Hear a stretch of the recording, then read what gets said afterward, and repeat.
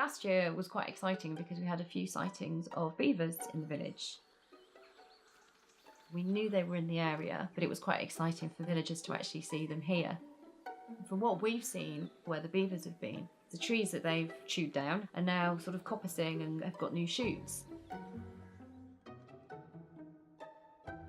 So it's actually quite a nice way of regenerating the river bank. And contrary to what a lot of people say, there's no issues with fish because actually beavers don't eat fish. So as I've said, the trees actually come back naturally, they just grow back. And then you also get a nice variation of age of trees as well, so it sort of diversifies the age class of the trees.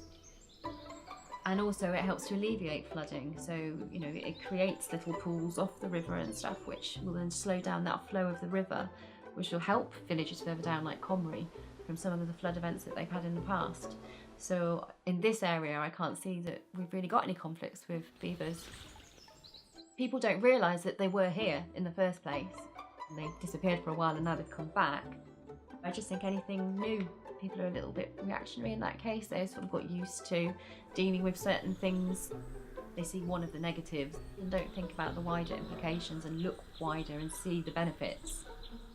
But yeah, all you can do is educate, all you can do is inform, and just hope that over time people come around to the beavers like they have with some other species.